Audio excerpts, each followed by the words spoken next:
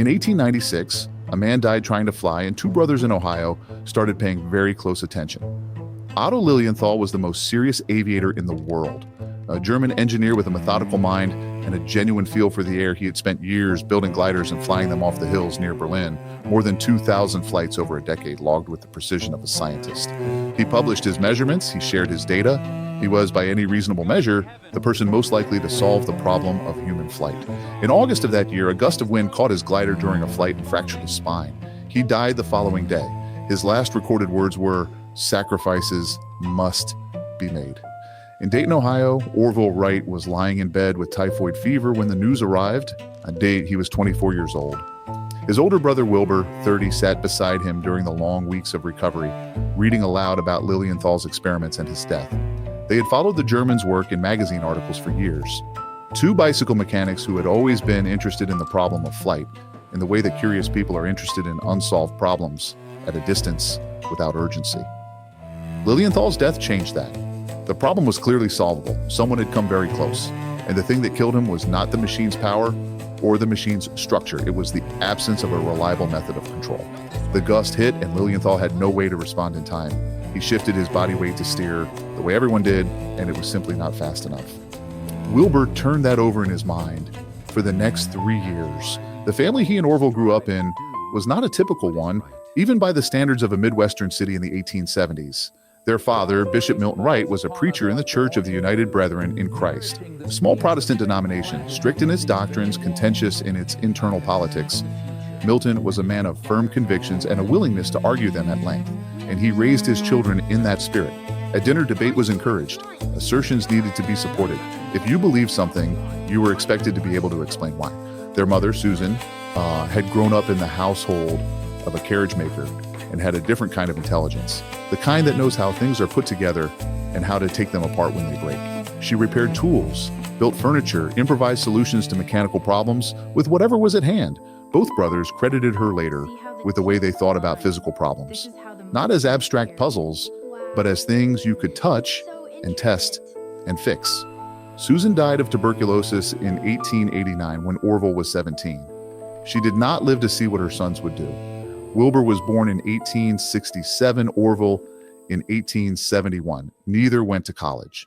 Wilbur had completed his coursework at Central High School, but the family moved before the paperwork was finalized, and he never received a diploma. He had planned to attend Yale and study to become a teacher. Instead, he spent his 20s in a bicycle shop, reading everything he could find and fixing things with his hands. Orville left school before graduating, and at 17, built a printing press from spare parts not bought. Built. Good enough to take commercial jobs. The press taught him something that no classroom would have, the difference between a machine that almost works and one that works precisely. That difference, in the years to come, would matter enormously. By December of 1892, the printing business was running steadily and both brothers were restless. The bicycle was transforming American cities. The old penny farthing, with its enormous front wheel and its tendency to throw riders headfirst into the street, had given way to the safety bicycle, a Haas with 2 equal wheels and a chain drive, and suddenly cycling was something that ordinary people could do. More than 300 manufacturers were producing over 1 million bicycles a year at the height of the boom. Wilbur and Orville opened a shop on West 3rd Street in Dayton and called it the Wright Cycle Exchange. They sold bikes, repaired them, rented them by the hour. In 1896, they began manufacturing their own models. The Van Cleve, named after an ancestor who had been among Dayton's first settlers, priced at $65, and the St. Clair at $42.50. Their best year was 1897, when the shop brought in $3,000. The average American worker earned $500. The bicycle gave them more than money, right? It gave them a principle they would carry directly into the problem of flight, and that almost everyone else working on that problem had missed entirely. A bicycle is not a stable machine. It does not balance itself. Left alone, it falls over. What keeps it upright is the rider, making continuous small corrections, leaning and steering and compensating in ways that become invisible with practice but never stop happening. The Wrights had spent years selling and repairing machines built around this idea. When they looked at the gliders of Lilienthal, at the steam-powered contraptions of Hiram Maxim in England, at the elaborate government-funded projects of Samuel Langley in Washington, they saw men trying to build machines that would stay in the air on their own, that would be inherently stable, that would not require a pilot's constant intervention. and they recognized the mistake. A flying machine like a bicycle needed to be controlled. The pilot was not a passenger, the pilot was part of the system. In the spring of 1899, 3 years after Lilienthal's death, Wilbur decided it was time to stop reading and start working. And he wrote a letter to the Smithsonian Institution in Washington asking for whatever publications they could send on the subject of aeronautics. The letter was careful and precise. He listed what he had already read, described the general direction of his thinking, and said that he hoped to build on what was known before adding anything of his own. It was a modest letter. The assistant secretary who answered it sent back 4 pamphlets and a list of suggested readings. A routine exchange, nothing more. Neither man had any idea what it was beginning. The materials the Smithsonian sent led the brothers to Octave Chanute, a French-born engineer who had spent his career building railroad bridges across the American Midwest, and after retiring, had turned his attention to compiling everything known about flight. His book, Progress in Flying Machines, published in 1894, was the most comprehensive inventory of aeronautical research in the world. It was exactly what the Wrights needed, not a guide to building an airplane, but a map of everything that had been tried, everything that had failed, and where the gaps were. They read it carefully. The gaps were everywhere. What happened next took place in the bicycle shop on an ordinary afternoon. Wilbur was standing at the counter when he picked up a long, narrow cardboard box, the kind used to package photographic equipment, and without particularly thinking about it, they just twisted both ends in opposite directions, the way you would wring water from a cloth.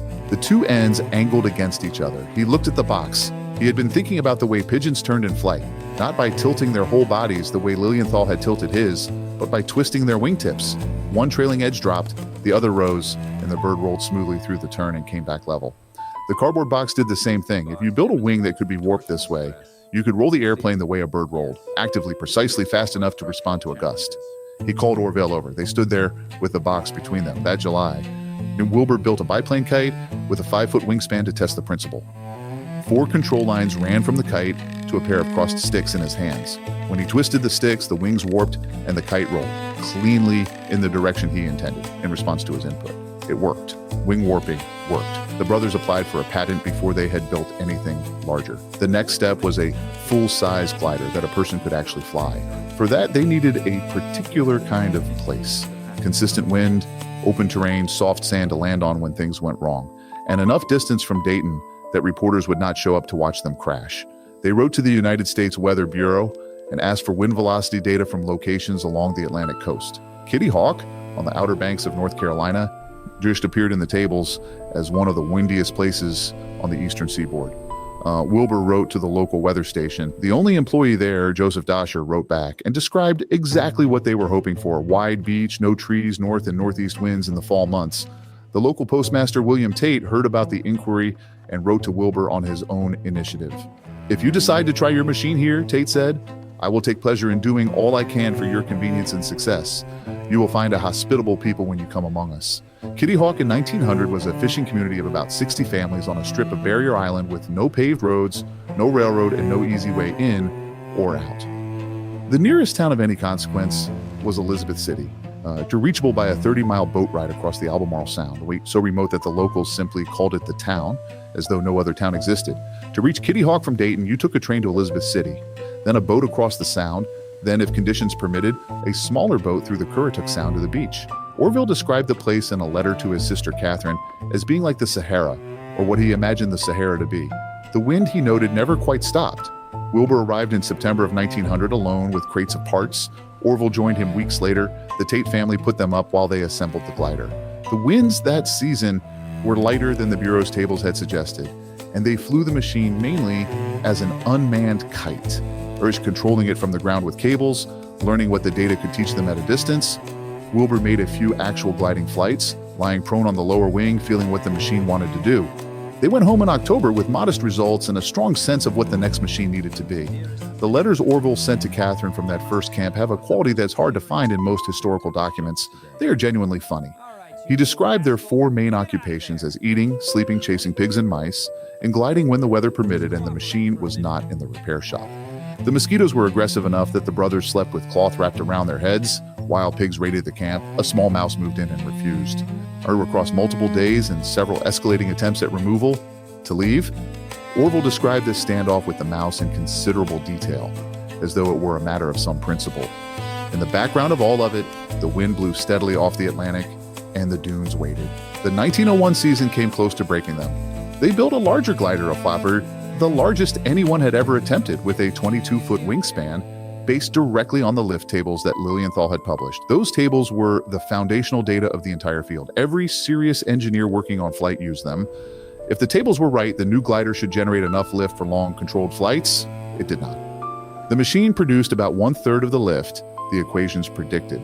Worse, wing warping was producing a side effect no one had anticipated. When the pilot warped one wing down to initiate a turn, the lower wingtip sometimes sped up instead of slowing, reversing the intended direction of the roll. The brothers called it the tail problem and could not solve it. Chanute visited the camp that summer and watched flight after flight end in controlled near crashes. He was sympathetic. He was not helpful. Wilbur left Kitty Hawk in September of 1901 and wrote to Chanute that he did not believe anyone would fly in 1,000 years.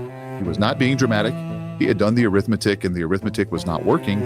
The machine built to the specifications the field had established was not performing the way the field said it should. Either the theory was wrong, or the data was wrong, or both. It was the data. Back in Dayton, on the second floor of the bicycle shop, they built a wind tunnel. It was a wooden box, about 6 feet long, with a fan at one end. Inside, they constructed 2 measuring instruments, balances, to record the lift and drag forces on miniaturized wing shapes made of sheet metal. One brother would place a new model in the airstream. The other would crouch over the viewing window in the top of the box and watch the needle. They tested more than 200 wing shapes over 6 weeks that fall. What the measurements showed was that the fundamental aerodynamic constant embedded in Lilienthal's calculations, a value called the Smeaton coefficient, which every engineer in the field had been using for decades, was off by a factor of nearly 2. The tables were wrong. Every airplane design using those tables was built on a false foundation.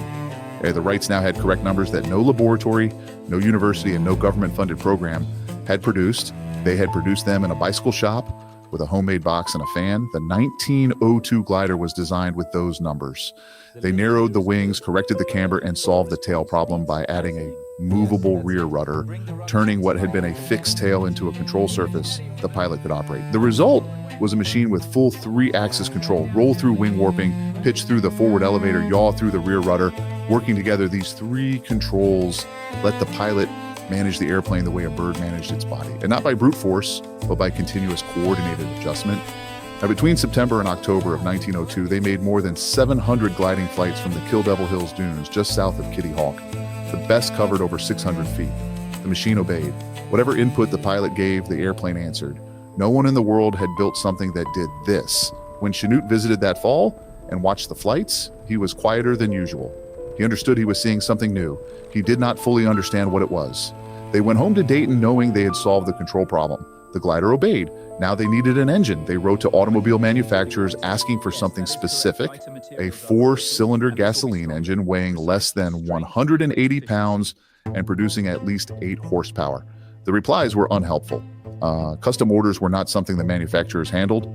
The lightest engine available in any catalog was more than twice the weight they needed, so they turned to the man who had been running their shop while they were away in the Outer Banks, Charlie Taylor. Taylor was a machinist, a cigar-smoking, plain-spoken, highly skilled machinist who had been hired in 1901 to handle repairs and sales while the brothers were at Kitty Hawk. He had already built the small engine that powered the wind tunnel fan. Now Wilbur and Orville described what they needed, and Taylor went to work. In 6 weeks, without drawings and without a reference engine to copy from, he produced a 4-cylinder aluminum block gasoline engine that weighed about 170 pounds and delivered 12 horsepower on the test stand. He cast the crankcase himself from aluminum, a material most engine builders at the time avoided in favor of heavier cast iron. The finished engine was built on the same lathe using the same drill press that had been used to manufacture bicycle parts. Taylor never sought credit for what he had made and spent the rest of his working life as an anonymous machinist in airplane factories, while the men around him had no idea he had built the first airplane engine in history.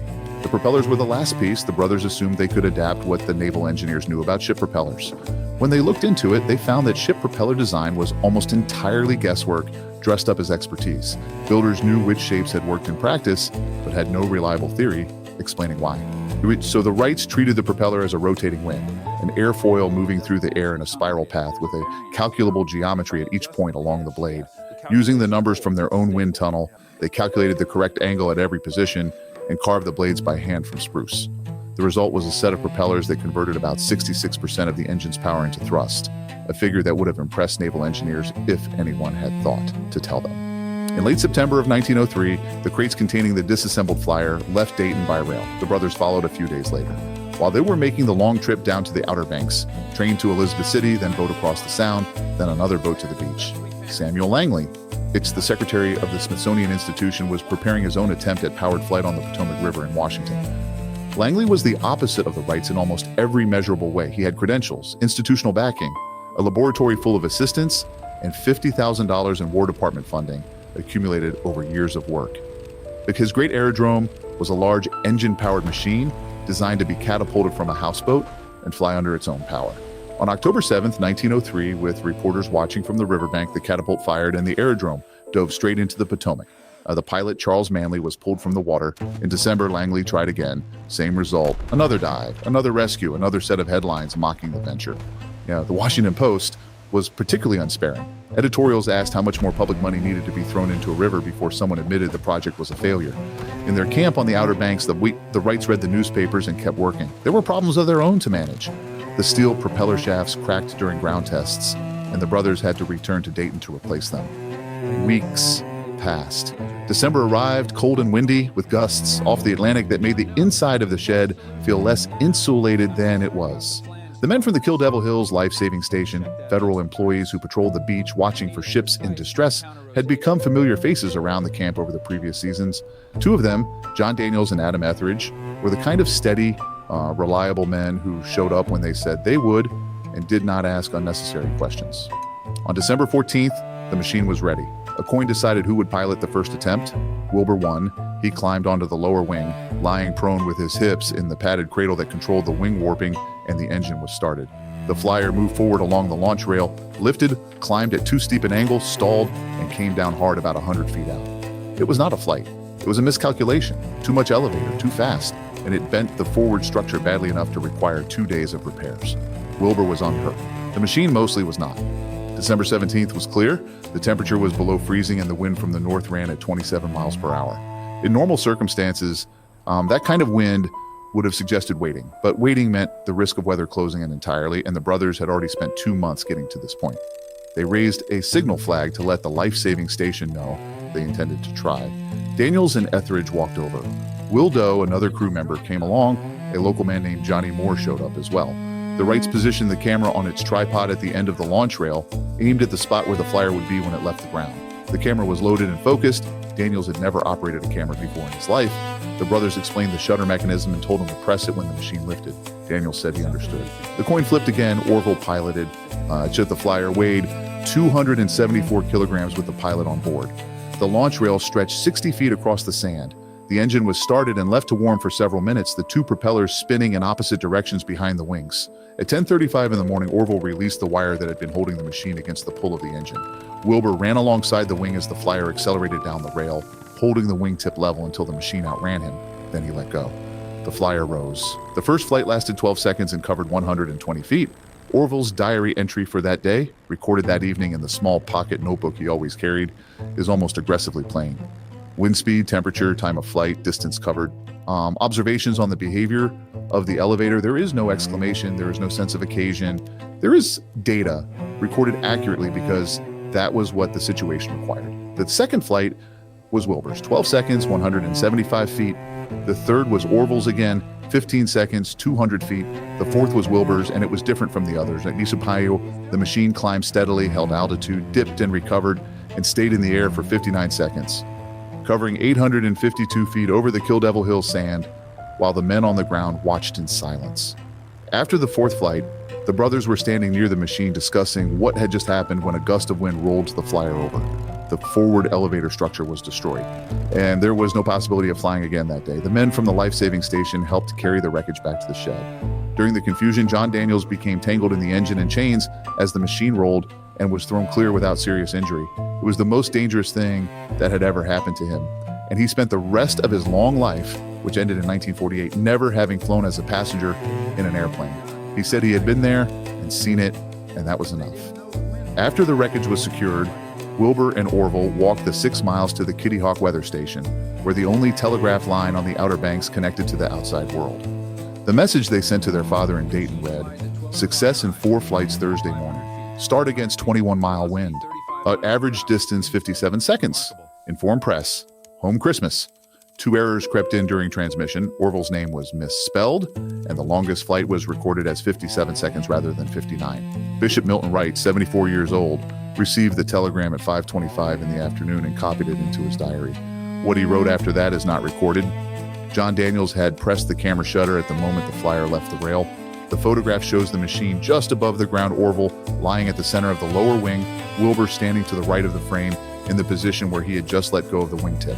It is the only image of the exact moment of the first powered, controlled, sustained flight in the history of the world. Nate Daniels said afterward that he had been so startled by what he was watching that he nearly forgot the camera was in his hands. The world did not immediately understand what had happened. The telegraph operator in Norfolk received the message from Kitty Hawk and passed the details to a local journalist who wrote a version of the story so embellished and 3 miles flown, 60 feet of altitude, a machine that was part balloon, that the Associated Press declined to run it. The major American newspapers either ignored the item or buried a brief and garbled summary in the back pages. The scientific establishment, still raw from the public embarrassment of Langley's river crashes, was not prepared to accept that 2 men who owned a bicycle shop had solved the problem that the Smithsonian's own secretary had just failed to solve with $50,000 and years of government support. The brothers went home to Dayton for Christmas. And in 1904, they began flying a redesigned machine at Huffman Prairie, a cow pasture 8 miles east of downtown Dayton that they rented from a local banker. Farmers would pull their wagons over to the side of the road to watch a machine circle overhead. In September of that year, Wilbur completed the first circular flight ever made by a powered aircraft. In 1905, the Wright Flyer III stayed in the air for 39 consecutive minutes and covered more than 24 miles. Well, still no major newspaper sent a reporter. The brothers, for their part, were not eager for coverage. They had no patent yet, and they were not willing to display their methods to competitors before the legal protection was in place. The patent was finally granted in May of 1906, nearly 3 years after the first flight. Europe accepted the evidence before America did. In August of 1908, Wilbur made his first public demonstration at a racetrack near Le Mans, France. The crowd included experienced French pilots who had read the American claims with open skepticism. What they saw, a machine banking in controlled turns, responding precisely to the pilot's inputs, doing things that no European aircraft had come close to doing, silenced them. One French pilot said simply, "We do not exist." The newspapers across the continent covered Wilbur as a hero. Crowds of tens of thousands came to watch him fly. Kings and queens attended. In one flight, he stayed in the air for over an hour. While Wilbur was becoming famous in France, Orville was demonstrating a Wright aircraft to the United States Army at Fort Myer, Virginia. On September 17, 1908, one of the propellers cracked during a flight and became entangled in a wire brace. The machine fell from 30 feet. Orville survived with broken ribs, a broken hip, and spinal injuries that would trouble him for the rest of his life. His passenger, Lieutenant Thomas Selfridge, died in the hospital that evening, the first person killed in a powered aircraft accident. Orville spent weeks recovering. The letters the 2 brothers exchanged during that period, Wilbur writing from France about his flights, and Orville writing back from a hospital bed, are among the quieter documents in the Library of Congress collection. 2 men corresponding across an ocean about the technical details of machines, because that was what they knew how to do with difficult circumstances. The years that followed were complicated in ways that the years before had not been. The Wright Company, incorporated in 1909 with backing from New York financiers, sold aircraft and licensed technology. The United States Army purchased a Wright Model A for $30,000. European governments signed contracts. The money arrived, and with it came the lawsuits. The 3-axis control system the brothers had invented was the functional core of any controllable airplane. Glenn Curtiss, the most significant American competitor, had replaced wing warping with hinged aileron panels on his aircraft and argued that the variation put him outside the scope of the patent. The courts initially disagreed with Curtiss, but the appeals kept the case alive through years of hearings and depositions. From 1910 onward, Wilbur took the lead in the legal fight, traveling constantly, testifying repeatedly, spending the energy that had once gone into engineering on a battle that was part financial calculation and part genuine moral conviction. He believed the invention was his and Orville's, and that the record should say so clearly. In April of 1912, on a business trip to Boston, Wilbur fell ill. He returned to Dayton running a high fever. It was typhoid. The same disease that had nearly killed Orville in 1896, the same disease the Wrights seemed to have an unusual vulnerability to. He did not recover. Bishop Milton kept the diary he had kept every day since 1857, and the entries from those weeks are among the sparest he ever wrote. Wilbur is no better. Sinking. Wilbur Wright died at 3:15 in the morning on May 30th, 1912, in his room on Hawthorne Street in Dayton. He was 45 years old. His father wrote, "A short life full of consequences, an unfailing intellect, imperturbable temper, great self-reliance, and as great modesty. Seeing the right clearly, pursuing it steadily, he lived and died." Orville sold his interest in the Wright Company in 1915 and spent the remaining decades of his life in a private laboratory in Dayton, consulting with manufacturers, advising government agencies, and watching the thing he and his brother had invented grow into something neither of them could have fully imagined.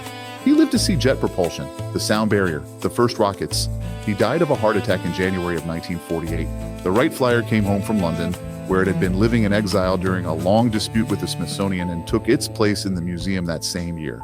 Orville was not alive to see it installed. The machine is still there. It weighs 274 kilograms and has a wingspan of 12 meters. The engine that Charlie Taylor built in the 6 weeks on a bicycle shop lathe hangs where it always hung between the two pusher propellers that the brothers carved from spruce. The total cost of building it was approximately $1,000. You're drawn from the cash register of a shop that sold and repaired bicycles on the west side of Dayton, Ohio. What the Wrights understood, and what everyone else working on the same problem had missed, was a question of sequence. Control first, power later. A machine the pilot could not manage was useless regardless of how much thrust it produced. While Langley spent years building larger engines to push an unstable structure farther and faster, the Wrights spent 4 years learning to make a machine that obeyed, flying gliders in the wind off the Outer Banks, building instruments to measure what no instrument had measured, correcting data that the entire field had accepted as true. They were not lucky. They were not simply smarter than everyone else. They asked a different question, built the tools to answer it honestly, and followed the answer where it led, even when it led to a wooden box with a fan and 200 wing models, and the conclusion that the foundational tables of their field were wrong. And the dunes at Kill Devil Hills still shift. The wind still comes from the north. The monument the government built there is 17 meters tall, taller than any of the 4 flights made on December 17th, 1903. More than 400,000 people visit every year. The distances of each flight are marked in the sand with stones, and when you walk them, they are shorter than you expect. 12 seconds, 120 feet, the length of a bowling lane, the beginning of everything that came after.